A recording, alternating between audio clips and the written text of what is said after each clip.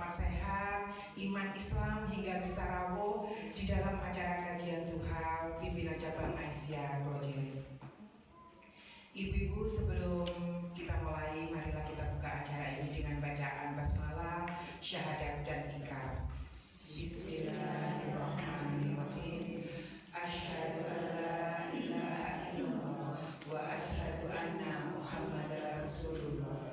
Raditu billahi rabba wa bil islami dina wa bi Muhammadin sallallahu alaihi wasallam nabiyya wa rasulah.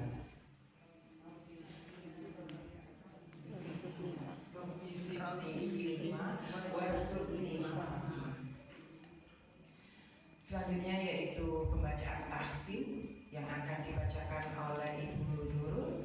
Kepada beliau dipersilakan.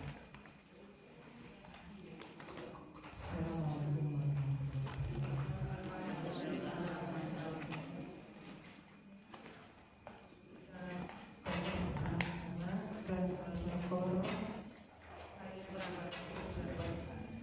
285 sampai 286. A'udzu billahi minasy syaithanir rajim. A'udzu billahi minasy syaithanir rajim. Bismillahirrahmanirrahim.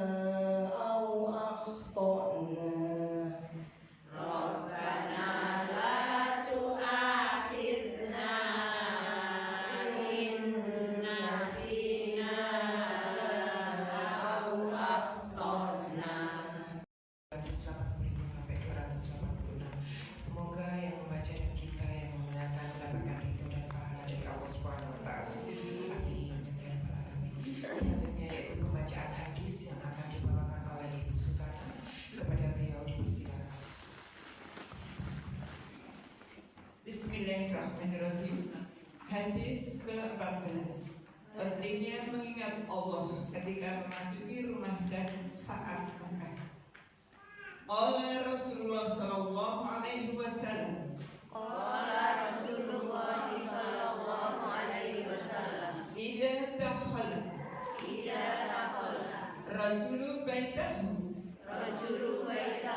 Fadzakarallaha ta'ala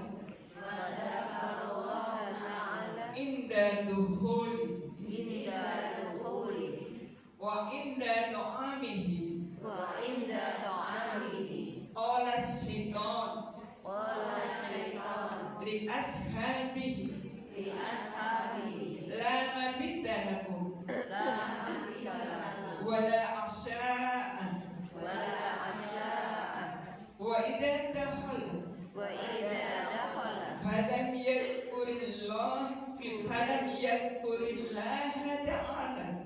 falam yadhkurillah ta'ala inda dukhulihi qala syaitan adraktumul mabita wa idza lam yadhkurillah ta'ala inda nu'amihi qala adraktumul mabita wal asya'a rawahul muslim.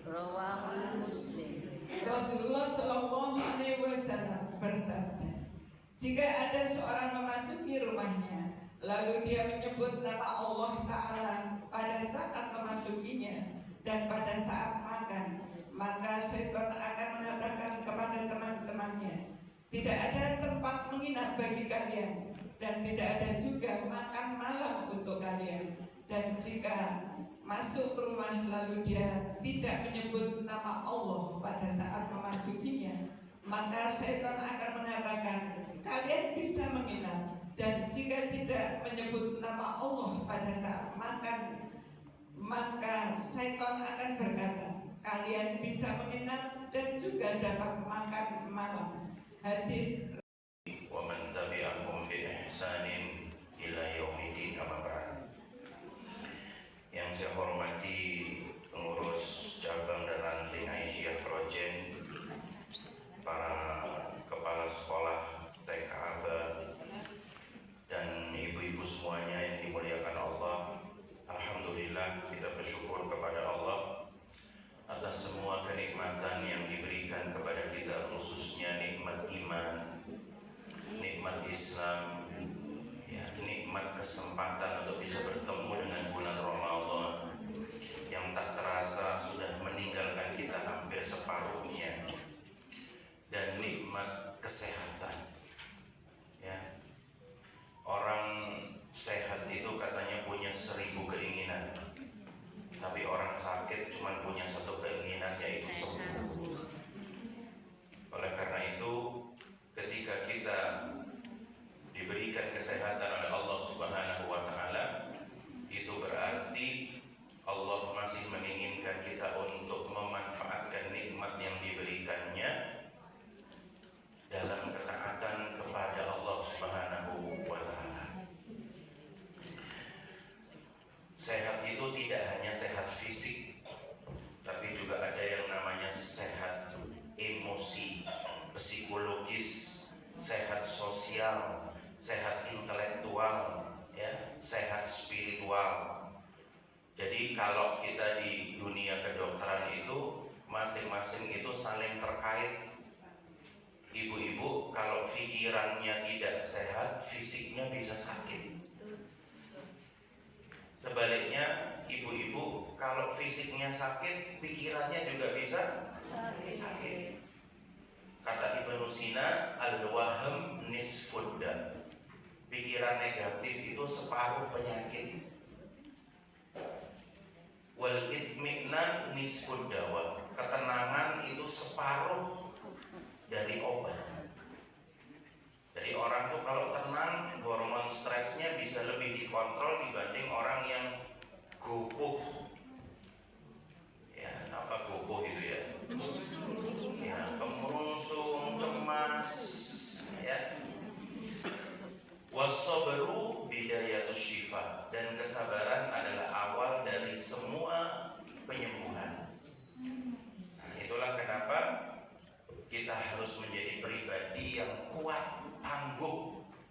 Dan tidak hanya itu, kita juga harus bisa menjadi pribadi yang menguatkan orang lain. Mental secara fisik kurang tidur, ya Pak. Apalagi ibu-ibu Aisyah ini, wah, one day one juice, betul?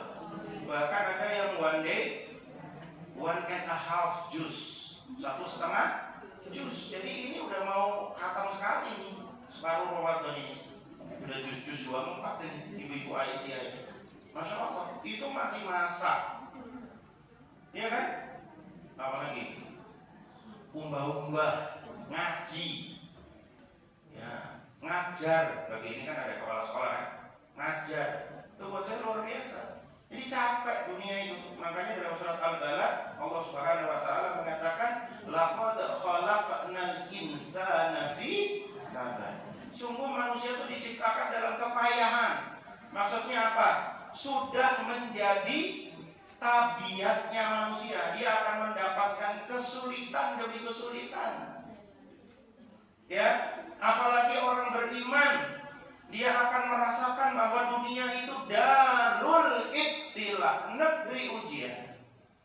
Ya, sampai-sampai dalam surat Al-Baqarah Allah Subhanahu wa taala mengatakan am hasibtum an tadkhulul jannata wa lamma ya'tikum mathalul ladzina khalau min qablikum. Apa kamu mengira bakal masuk surga padahal belum datang kepadamu ujian sebagaimana orang-orang sebelum kamu?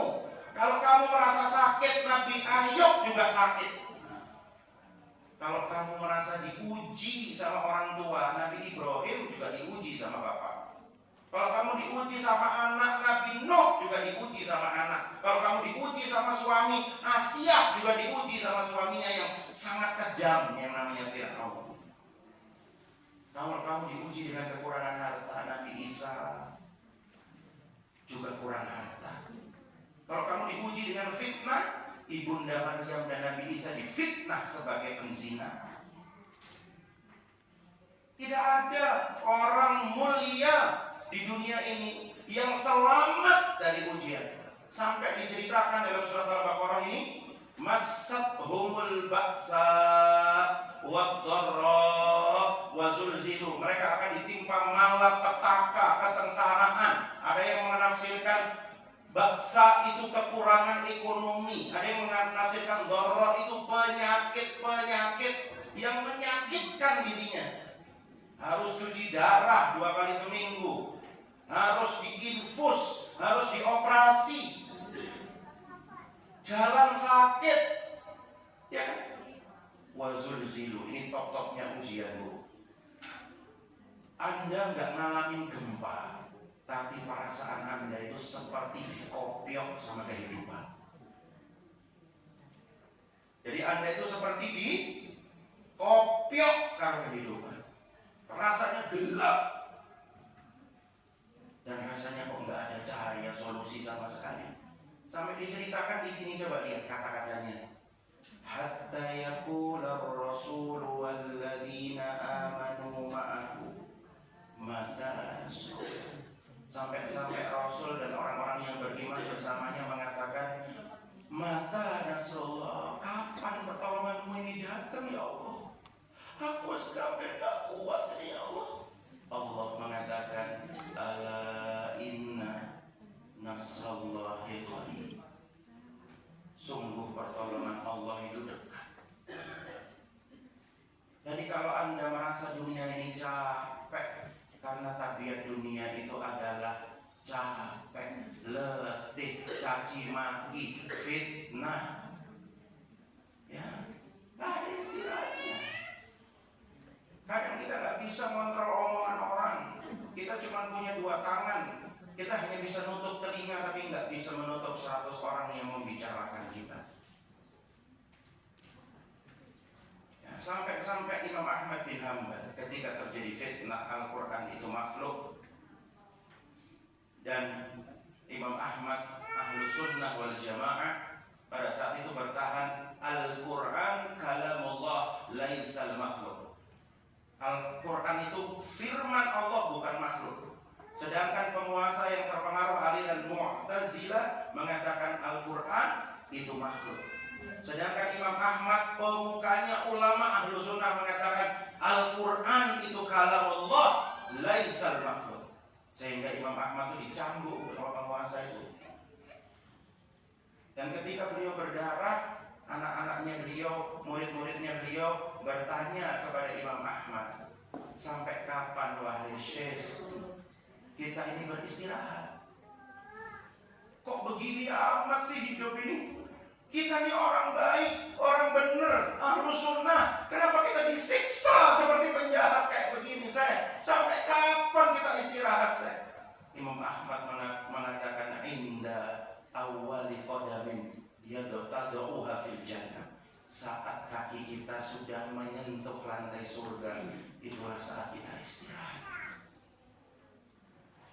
Sebelum kaki kita belum menyentuh lantai surga, maka kita harus siap dengan ujian demi ujian. Tidak ada anak SD yang lulus SMP lekat diuji. Tidak ada doktor tanpa ujian disertasi. Tidak ada. Hidup adalah ujian. Ya, darul ibtila. Dan umat Islam itu dikasih sama Allah beberapa waktu istirahat sebetulnya. Termasuk Ramadan ini. Kita istirahat batin dari capeknya dunia. Bahkan makan aja kita disuruh kok sekalian mikir makan, mikir zikir sih. Betul? Sholat itu istirahat. Makanya Rasulullah kalau lagi capek dengan urusan dakwah, urusan dunia yang berat ini, beliau mengatakan kepada Bilal, ya Bilal, aqimis sholat, arih. Karena saat sholat itulah beliau bisa curhat dengan Sang Pencipta. Beliau sering menghabiskan waktu malamnya untuk meneteskan air mata di hadapan kekasihnya, menjadikan sajadah menjadi tempat curhat terindah. Itulah orang beriman. Ya, makanya salah satu orang yang paling disukai Allah di hari kiamat, yang dia mendapatkan naungan di saat tidak ada naungan. Sab'atun yudhilluhumullahu fi dhilli yauma la dhilla illa dhilluh. Ada 7 golongan yang mendapatkan naungan saat naungan itu nggak ada lagi karena hancurnya alam semesta. Yang paling disukai Allah itu salah satunya warajulun dzakarallaha khaliyan fafadat ainah. Seseorang yang ketika sendirian dia meneteskan air mata.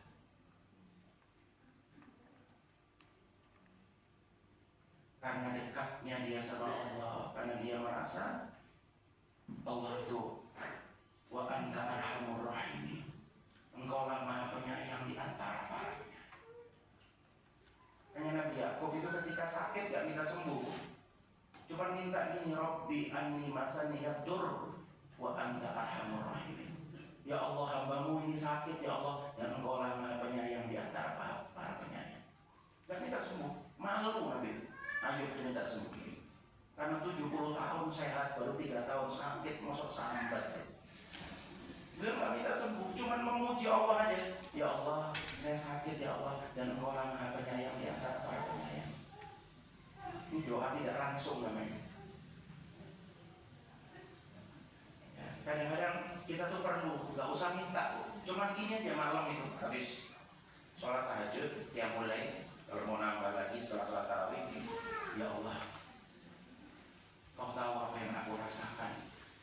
Semuanya yang membuat aku hari ini itu merasa, ya Allah, hidup ini berat. Kau tahu ya Allah, kau maha menatap hati-hatiku ini ya Allah. Walaupun aku tak cerita kepada engkau bagaimana perasaanku ya Allah. Tolong ya Allah, engkau maha penyayang di antara para penyayang. Izinkan aku melihat keindahan dari semua takdirmu ya Allah. Kita cuma ngomong itu aja sama Allah. Izinkan aku melihat keindahan dari semua takdir yang mungkin hari ini aku belum bisa lihat ya Allah. Ya. Tolong ya Allah, tunjukkan kepadaku bahwa rasa sakit ini akan indah pada saat ini. Ya, karena kata Ibnu Qayyim, an-na'im la yudraku bin na'im. Kenikmatan tak akan bersanding dengan kenikmatan. Sengsara yang akan bersanding dengan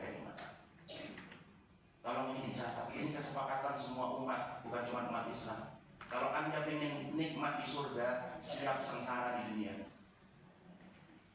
siap untuk diuji di dunia. An naim la yudraku bin naim. Kalau Anda ingin mendapatkan kenikmatan, maka Anda harus bertahan dalam ketidaknikmatan. Betul? Anda harus bertahan dalam laparnya puasa Ramadan. Anda harus bertahan dalam dinginnya sholat subuh. Anda harus bertahan dalam kantuknya mata. Anda harus bertahan dalam kaki yang capek ketika taraweh. Tapi Allah akan ganti semua itu dengan kenikmatan surga. Indah awali wa ganilatuhu akhil jannah. Tidak ada bu pengusaha sukses masa mudanya leha-leha, nggak ada. Nggak ada dokter spesialis lulus kalau nggak sekolah lama, nggak ada. Tidak mungkin kenikmatan bersanding dengan kenikmatan. Tidak mungkin. Jadi kalau Anda sekarang berada dalam ketidaknikmatan, insya Allah Anda berhak mendapatkan kenikmatan surga yang tinggi. Karena Anda bertahan dalam ketidaknyamanan. Saya tanya ibu-ibu, makanan paling enak itu ketika puasa itu jam 6 sore atau jam 8 malam? Kenapa jam 6 sore lebih enak? Karena makanan pertama yang Anda nikmati setelah seharian Anda berdamai dengan ketidaknikmatan. Ingat, an naim la yudraku bin naim. Kenikmatan tak akan bersanding dengan kenikmatan.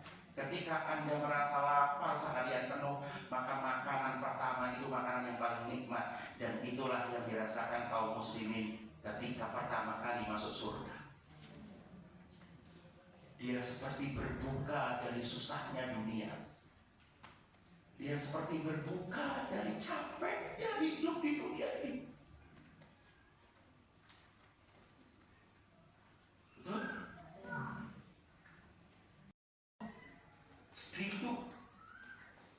Hidup manusia itu antara azan dan iqamah, antara azan dan sholat. Lahirnya diazani, matinya di sholat.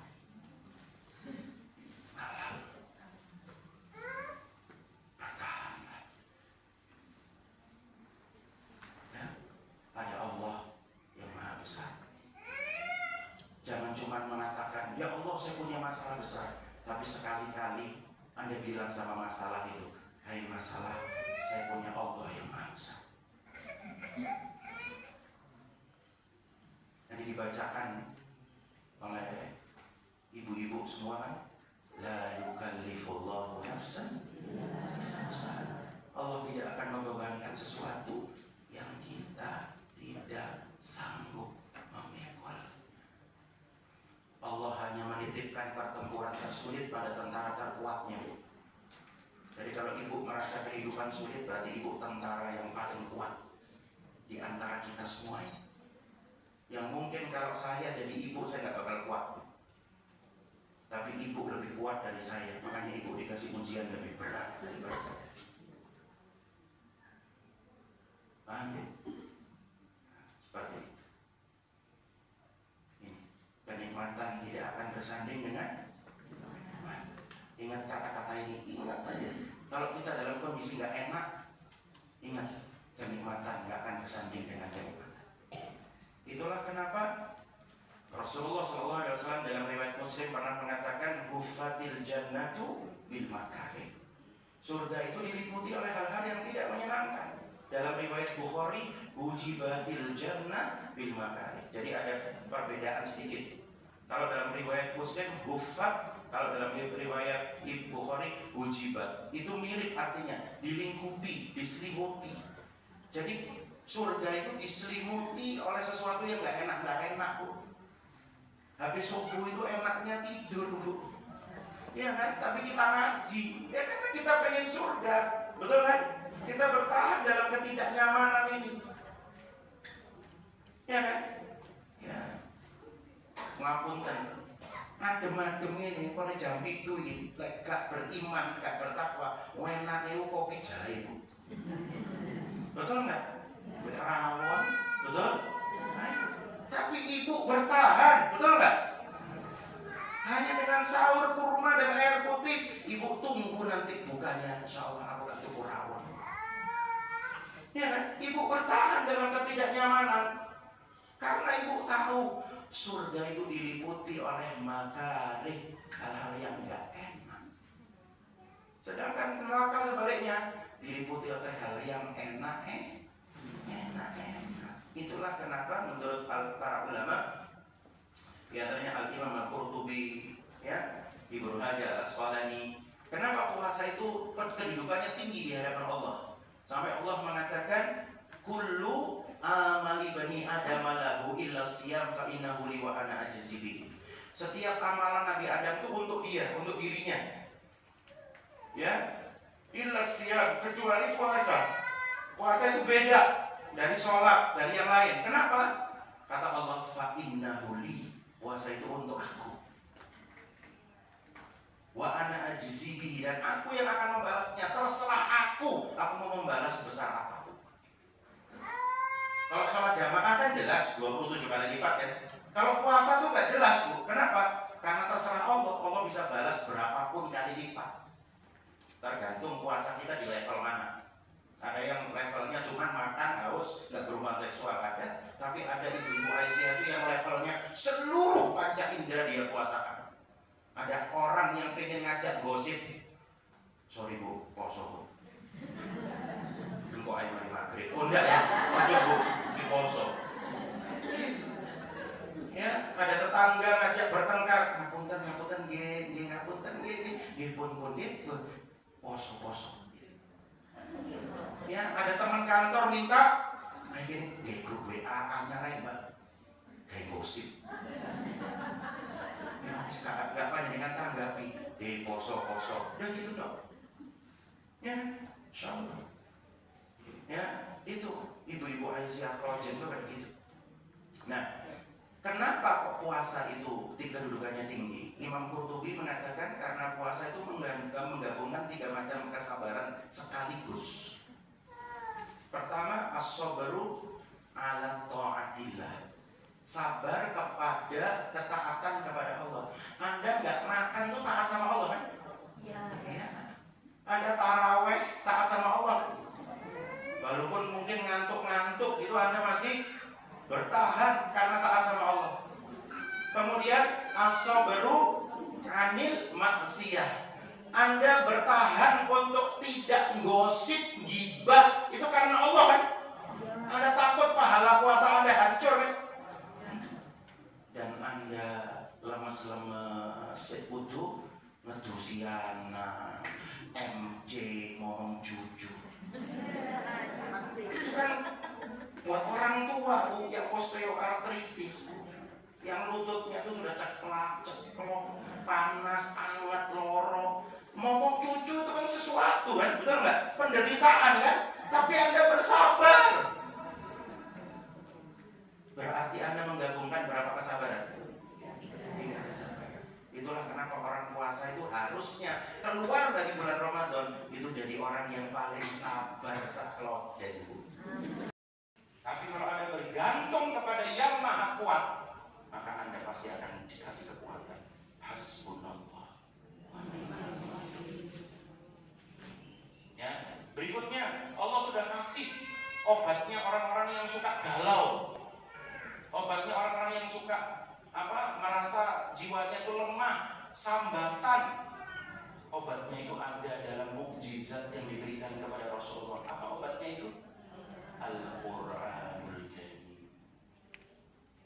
Kita cuma bahas 2 ya. Walaupun sebetulnya ibadah-ibadah lain itu punya efek healing ya. Sholat, macam-macam punya efek, cuman waktunya nggak nutut. Kita bahas saja 2 ini. Back to Allah, back to Quran. Jadi Anda kalau mau jadi orang yang tangguh, orang yang kuat, gak sambatan. Karena manusia itu kan kata Allah suka sambat.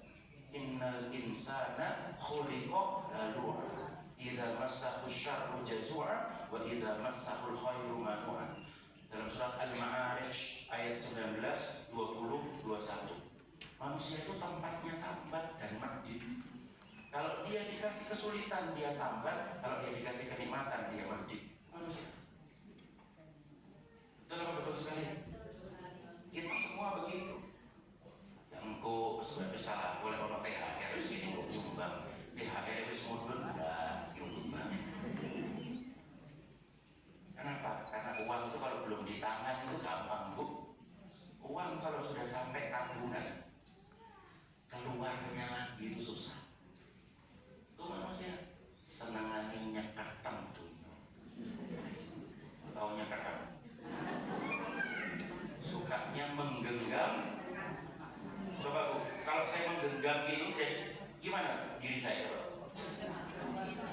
jadi apa?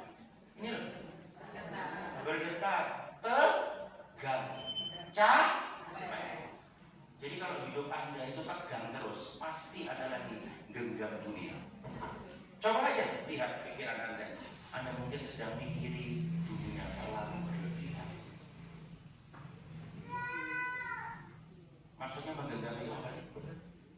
Anda terlalu merasa memiliki. Ingat ibu ya, kita itu harus yakin bahwa kalau hati kita itu cuman merasa memiliki dunia, ada makhluk, ada dunia yang ada dalam hati kita, bukan Allah, maka itulah sumber penderitaan. Saya ulang ya, penderitaan itu didapat karena Anda terlalu merasa memiliki. Coba saya kasih contoh. Anda kalau terlalu merasa memiliki baju, tiba-tiba kelunturan titik. Siapa sih?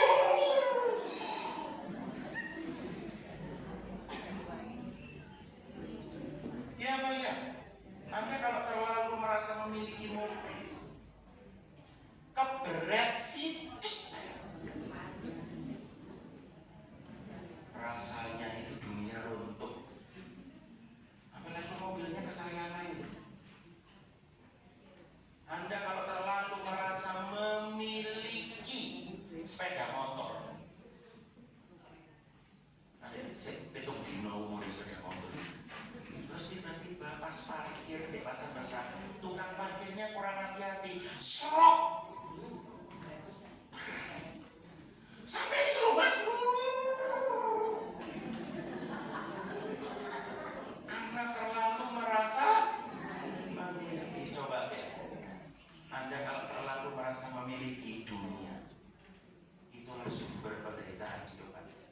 Imam Baihaqi dalam Syu'abul Iman pernah menyitir satu hadis, hubbud dunya ra'su kulli khati'at. Cinta dunia itu pangkal dari semua kesalahan dan penderitaan. Ada seorang istri yang menderita. Kenapa? Dia merasa tidak dicintai suaminya.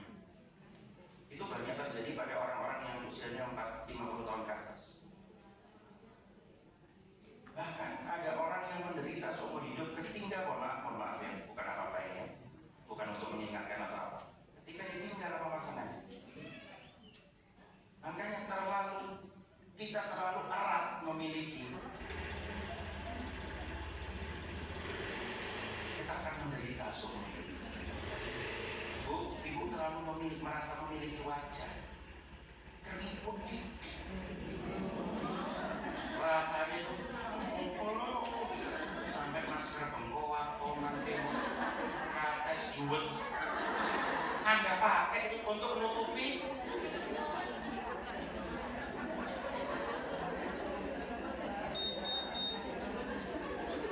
Gitu ya Bu. Bahkan ada yang sampai sontek botox, botox simbuhan, jeroan, ya. Kalau istilahnya ibu-ibu sekarang itu menolak tua. Cuman mau cokur hafal nonggur, belonjo. Ya ingat lagi masalah dulu, kan begitu hikmahnya, betul kan? Ini ayatnya, kita keluarkan makhluk, kita ganti dengan Allah. Maka ketika kita keluarkan makhluk, kita keluarkan dunia, kita ganti dengan Allah. Apa kata ayat ini? Ala bizikrillahi tatma'innul qulub. Ingatlah, hanya dengan mengingat Allah hati menjadi tenang. Mafhum mukhalafahnya, ingatlah, dengan mengingat dunia hati menjadi sumpah. Jadi kalau Anda sumpah, pasti Anda ingat dunia.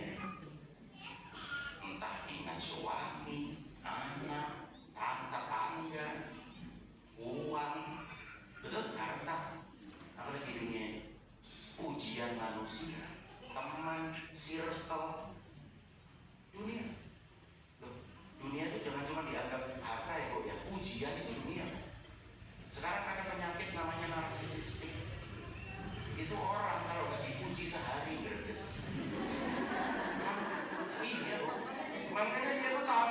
sosmed itu wah kayak ratu, kayak peri. Padahal itu topeng aja. Dan ketika topengnya terlepas, orang baru tahu. Makanya hidup tuh jangan pakai topeng, apa adanya aja. Duwe ya ngomong duwe, enggak ya enggak. Ojo enggak ngomong duwe. Sengsara. Betul nggak? Ya, lebih baik dibilang enggak duwe tapi duwe daripada wah duwe wong iku. Tiba nggak apa-apa. Iya kan? Nggak usah semua itu orang harus tahu gitu kan. Saya punya deposito di sana di sini, nggak perlu. Allah tuh nggak perlu gitu. Iya kan? Udahlah bu, hidup tuh orang-orang ini apa adanya. Adanya Pajero ya alhamdulillah.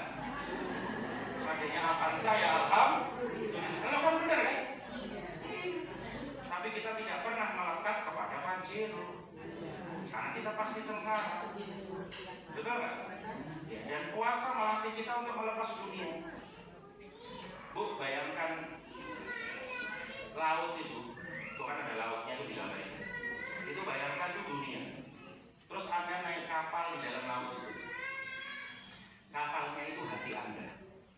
Anda boleh kok punya dunia seluas laut samudra, tapi jangan sampai air laut itu masuk ke dalam kapal Anda. Pasti Anda tenggelam. Paham maksudnya? Ketika harta itu sudah Anda masukkan dalam hati, Anda jadi sombong dengan harta itu, betul? Nah itulah, pasti Anda akan hancur, pasti Anda akan tenggelam. Uang itu harusnya itu cuma di tangan, nggak boleh masuk di.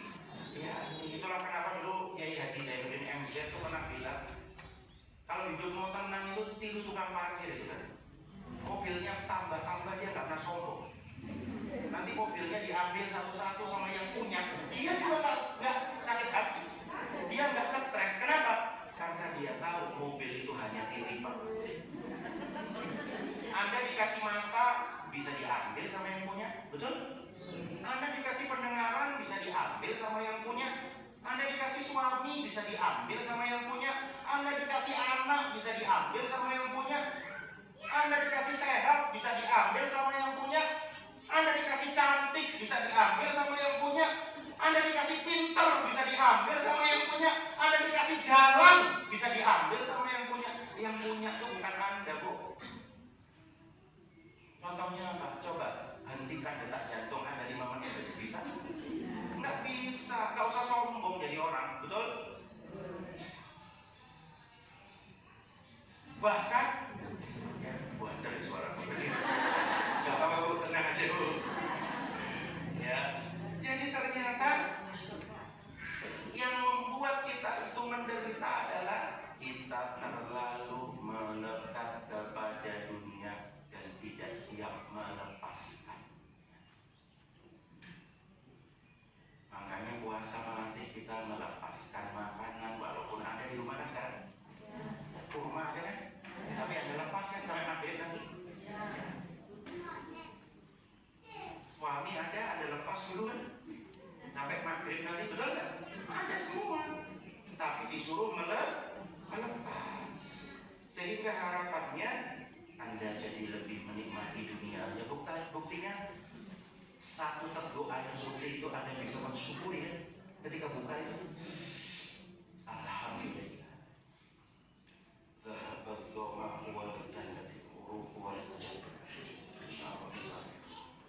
Ya, Anda bisa lebih bersyukur nggak dengan 1 atau 3 butir kurma?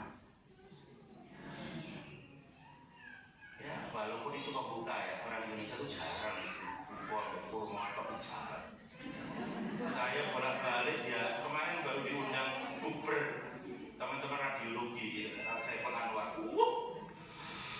Kurmone turun macem, menjes, becik, serius bu, mendoan. Makanya bu, coba dilihat ayat-ayat tentang puasa. Mulai ayat 183, 184, 185. Itu ayat puasa kan? Ya, coba lihat. Setelah selesai ayat puasa, Allah lanjutkan dengan ayat apa? Ini ayatnya. Wa idza sa'alaka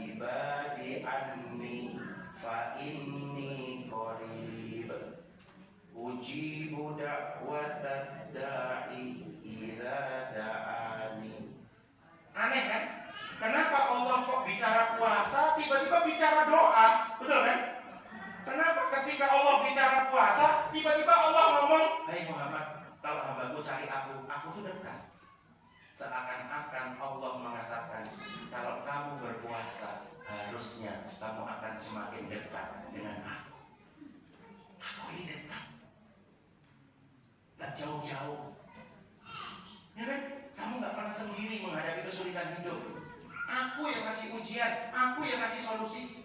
Itulah kenapa orang yang berpuasa itu tujuannya untuk apa? La'allakum. Dan orang bertakwa, Allah berjanji dalam surat At-Tolak akan dikasih jalan keluar kan? Wa may yattaqillaha yaj'al lahu makhraja wa yarzuqhu min haitsu la yahtasib. Jadi semua itu ada hubungannya, Bu.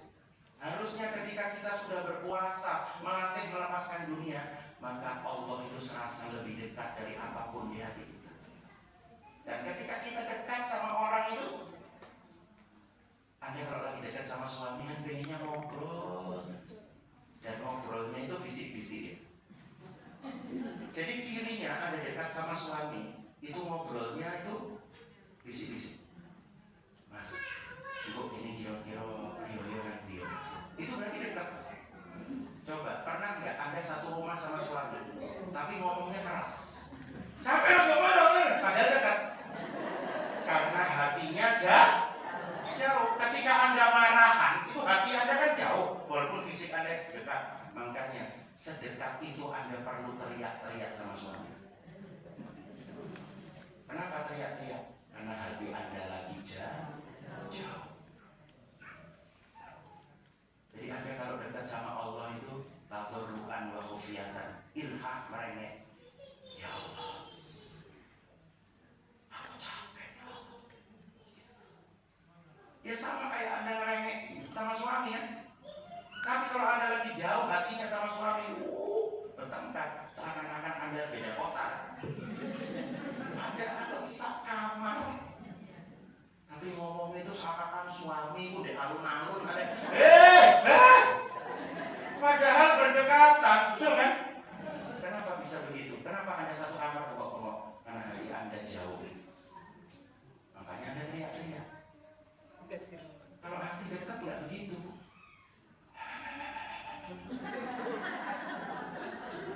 Paham sekarang kenapa Anda teriak-teriak? Walaupun berdekatan. Paham ya? Seperti Anda di ujung sana, suami di ujung sana kan? Ya itulah orang bertengkar itu gitu. Hatinya lagi jauh soalnya. Makanya bengok-bengok. Jadi komunikasi itu bukan tergantung jarak fisik, Bu. Komunikasi itu tergantung jarak hati. Dan di sini Allah mengatakan apa? Wa idza sa'alaka ibadi anni fa inni. Ya, kata Imam Syafi'i rahimahullah ta'ala, ketika hatimu terlalu berharap pada seseorang, maka Allah timpakan ke atas kamu pedihnya pengharapan, supaya mengetahui bahwa Allah subhanahu wa ta'ala itu sangat mencemburui orang yang berharap pada selainnya. Ya, Allah menghalangi dari perkara tersebut semata agar ia kembali berharap kepada. Jadi kalau ada doa kita yang belum dikabulkan, mungkin Allah masih melihat harapnya kita itu kepada Allah masih kurang bulat, tauhid kita masih kurang utuh, kita masih meragukan pertolongan Allah, kita masih ada bergantung sama Allah. Dan Allah maha penyayang di antara para. Saya kira itu yang saya sampaikan. Mudah-mudahan kita jadi orang yang lebih kuat menghadapi kondisi dunia yang mungkin tidak bisa kita prediksi, menghadapi mulut-mulut manusia yang mungkin tidak bisa kita prediksi, menghadapi masalah di rumah tangga yang luar biasa, di kantor, di masyarakat. Mudah-mudahan dengan semua ini kembali kepada Allah.